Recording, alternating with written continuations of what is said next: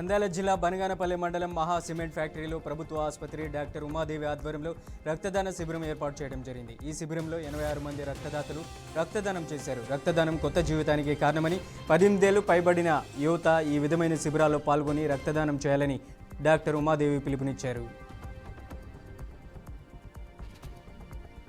తిరుమల మొదటి ఘాట్ రోడ్లో రోడ్డు ప్రమాదం చోటు చేసుకుంది. చిత్తూరు జిల్లా ఎర్రవారిపల్లికి చెందిన ఓ భక్తుడు బుల్లెట్ వాహనంపై తిరుమల నుండి తిరుపతి వెళ్తుండగా 41వ మలుపులో ముందుగా వెళ్తున్న ఆర్టీసీ బస్సును ఓవర్టేక్ చేయడానికి ప్రయత్నించినప్పుడు వాహనం అదుపు తప్పి బస్సు కింద పడింది. ఈ ఘటనలో భక్తుని కాలుపై బస్సు చక్రం ఎక్కడంతో తీవ్రంగా గాయపడ్డారు. వెంటనే స్పందించిన తోటి వాహనదారులు పోలీసులకు సమాచారం అందించి 108 అంబులెన్స్ సహాయంతో గాయపడిన భక్తుని రూయా ఆసుపత్రికి తరలించారు. పోలీసులు కేసు నమోదు చేసి దర్యాప్తు చేస్తున్నారు. ఎన్టీఆర్ జిల్లా జగ్గయ్యపేటలో బీజేపీ పార్టీ ఆధ్వర్యంలో 45 మంది కొత్త సభ్యులు పార్టీలో చేరడానికి ముందుకు వచ్చారు.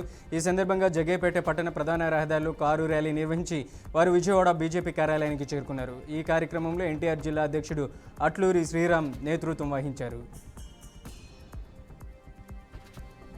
రాజన్న సిరిసిల్ల జిల్లాలో మున్సిపల్ ఎన్నికల సందర్భంగా వేములవాడలో పోలీసులు అప్రమత్తత తగ్గకుండా భారీ ఫ్లాగ్ మార్చ్ నిర్వహించారు. ఏఎస్పీ రుత్విక్ సాయి నేతృత్వంలో జరిగిన ఈ చర్య ద్వారా భద్రతా భవనాన్ని పెంపొందించడం లక్ష్యమని తెలిపారు. పోలీసులు ఎన్నికల నియమాలు పాటించాల్సిందని, ఏవైనా అక్రమాల చర్యలు జరిగితే కఠిన చర్యలు తీసుకుంటామని హెచ్చరించారు.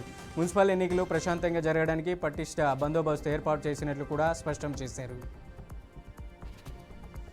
సూర్యాపేట జిల్లా 33వ వార్డులో బీఆర్ఎస్ అభ్యర్థి మీలా వంశీ అవకాశం ఇవ్వండి, అభివృద్ధి చేసి చూపిస్తా అనే నినాదంతో ఇంటింటా ప్రచారం కొనసాగిస్తున్నారు. వార్డులో నీటి సమస్యలు పరిష్కరించడం, పిచ్చి మొక్కల తొలగింపు, దోమల మందులు పిచికారీ చేయించిన కార్యక్రమాలను తన సొంత నిధులతో చేపట్టి ప్రజలకు నేరుగా సేవలు అందించిన విషయాన్ని హైలైట్ చేస్తున్నారు.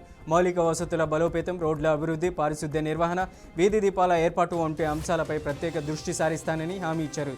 ఈ ప్రచారంలో బీఆర్ఎస్ నాయకులు, కార్యకర్తలు, వార్డు ప్రజలు ఉత్సాహంగా పాల్గొంటూ అభ్యర్థికి సంపూర్ణ మద్దతు వ్యక్తం చేస్తున్నారు.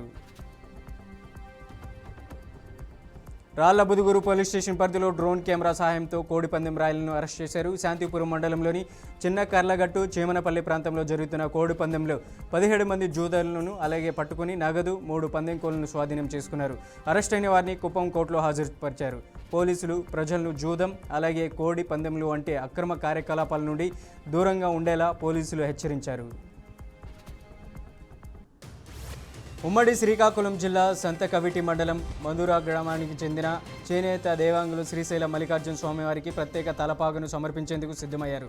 మూతిక వీరరాజు దంపతుల ఆధ్వర్యంలో 10 కుటుంబాలు కలిసి 365 మూలాలతో కూడిన తలపాగాను 365 రోజుల పాటు రోజుకో ఒక మూర చొప్పున శ్రమించి తయారు చేశారు.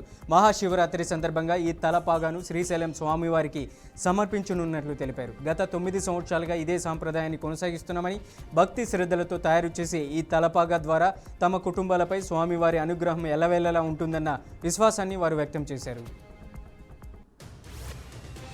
శ్రీకాకుళం పట్టణంలోని బీసీవై పార్టీ కార్యాలయంలో జరిగిన సమావేశంలో బీసీలకు రాజ్యాధికారమే బీసీవై పార్టీ ప్రధాన అజెండా అని party state political affairs committee సభ్యులు కాగిత వెంకటరమణ స్పష్టం చేశారు. బీసీలతో పాటు బడుగు బలహీన వర్గాల అభివృద్ధి కోసం పార్టీ అధినేత బోడే రామచంద్ర యాదవ్ కృషి చేస్తున్నారని తెలిపారు. ఈ నేపథ్యంలో ఈ నెల 22న గుంటూరు నాగార్జున యూనివర్సిటీ ప్రాంగణంలో నిర్వహించనున్న బీసీ సింహగర్జన యాత్ర కార్యక్రమానికి శ్రీకాకుళం జిల్లా నుంచి బీసీ వర్గాల ప్రజలు పెద్ద సంఖ్యలో పాల్గొనాలని పిలుపునిచ్చారు. ఈ సమావేశంలో పార్టీ నాయకులు, ఇన్ఛార్జీలు పాల్గొన్నారు. మార్కాపురం జిల్లా గిద్దలూరు పట్టణంలోని షాదీఖానాలో ఉచిత మెగా వైద్య శిబిరం ఘనంగా నిర్వహించారు. All India human rights organisation ఈగల చైర్మన్ డాక్టర్ రఫీ నేతృత్వంలో నంద్యాల విష్ణా హాస్పిటల్ సహకారంతో ఈ శిబిరాన్ని నిర్వహించారు. దాదాపు 500 మందికి పైగా ప్రజలు ఈ శిబిరంలో పాల్గొని అనుభవజ్ఞులైన వైద్యులచే వివిధ వైద్య పరీక్షలు చేయించుకొని అవసరమైన మందులను ఉచితంగా పొందారు. ఈ సేవలకు ప్రజల నుంచి విశేష స్పందన లభించింది. సూర్యాపేట జిల్లా కోదాడ పట్టణంలో మున్సిపల్ ఎన్నికల ప్రచారంలో భాగంగా బీజేపీ రాష్ట్ర అధ్యక్షులు రామచంద్రరావు పర్యటించారు. ఖమ్మం క్రాస్ రోడ్డు నుంచి హుజూర్ నగర్ క్రాస్ రోడ్డు వరకు నిర్వహించిన బైక్ ర్యాలీలో ఆయన పాల్గొని పార్టీ శ్రేణుల్లో ఉత్సాహం నింపారు. ఈ సందర్భంగా ఆయన కాంగ్రెస్, బీఆర్ఎస్ పార్టీలపై తీవ్ర విమర్శలు గుప్పించారు. రాష్ట్రాన్ని దోచుకున్న పార్టీలు కాంగ్రెస్, బీఆర్ఎస్ అని ఆరోపిస్తూ ప్రజలను మభ్యపెట్టి అధికారం కొనసాగించాలని ప్రయత్నిస్తున్నాయని అన్నారు. అనంతరం లాకప్ డెత్ ఘటనలో మృతి చెందిన కర్ల రాజేష్ కుటుంబాన్ని పరామర్శించారు. ప్రకాశం జిల్లా సింగరాయకొండలోని శ్రీ వరాహ లక్ష్మీ నరసింహస్వామి ఆలయ కమిటీ సభ్యుల ప్రమాణ స్వీకార కార్యక్రమం జరిగింది. ఈ కార్యక్రమంలో రాష్ట్ర సాంఘిక సంక్షేమ శాఖ మంత్రి డోలా శ్రీ బాల Veeranjaneya Swamy, maritime board chairman Damacharla సత్య పాల్గొన్నారు. మనం ధర్మకర్తలం మాత్రమేనని, స్వామివారి ఉత్సవాలు ఆగమ శాస్త్ర ప్రకారం నిర్వహించాలని మంత్రి సూచించారు. భక్తులకు ఎలాంటి ఇబ్బందులు కలగకుండా చూడాల్సిన బాధ్యత ఆలయ కమిటీదేనని స్పష్టం చేశారు.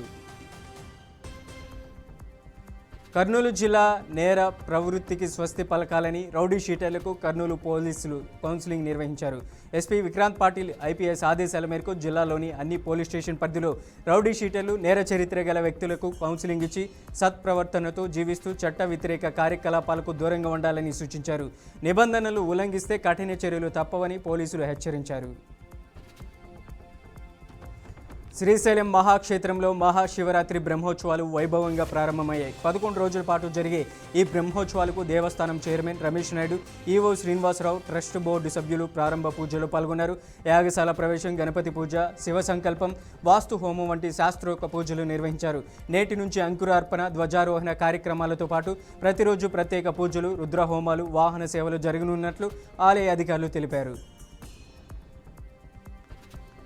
అన్నమయ్య జిల్లాలో బర్డ్ ఫ్లూ కలకలం రేపుతుంది. సదుం మండలంలోని పుట్టావారిపల్లి, అమ్మగారిపల్లి, ఖమ్మంవారిపల్లిలో కోళ్ల మృతి ఘటనలు చోటు చేసుకున్నాయి. చనిపోయిన కోళ్లకు బర్డ్ ఫ్లూ వైరస్ ఉన్నట్లు అధికారులు నిర్ధారించారు. గత వారం రోజులుగా 3 కోళ్ల ఫారాలు దాదాపు 28,000 కోళ్లు మృతి చెందినట్లు వెల్లడించారు. పరిస్థితి తీవ్రతను దృష్టిలో ఉంచుకొని ఇంకా బతికున్న కోళ్లను జేసీబీ సాయంతో గుంతలు తవ్వి పూడ్చివేస్తున్నారు. 3 కోళ్ల ఫారాలను ఇప్పటికే సీజ్ చేసినట్లు తహసీల్దార్ ప్రమీల తెలిపారు. బర్డ్ ఫ్లూ వ్యాప్తిని అరికట్టేందుకు అన్ని జాగ్రత్తలు చర్యలు చేపట్టినట్లు అధికారులు వెల్లడించారు. శ్రీకాకుళం జిల్లా నందిగాం జాతీయ రహదారిపై ఘోర రోడ్డు ప్రమాదం జరిగింది. ఆగి ఉన్న ఐచర్ వాహనను ఒక కారు ఢీకొట్టింది. ఈ ప్రమాదంలో 2 వ్యక్తులు అక్కడికక్కడే మృతి చెందగా 5గురికి తీవ్ర గాయాలయ్యాయి. క్షతగాతులను టెక్కిలి ప్రభుత్వ ఆసుపత్రికి తరలించారు. ఇక మృతులు ఒరిస్సాకు చెందిన దాలయ్య, మోహినమ్మగా గుర్తించారు. ఈ ఘటనపై కేసు నమోదు చేసి పోలీసులు దర్యాప్తు కొనసాగిస్తున్నారు.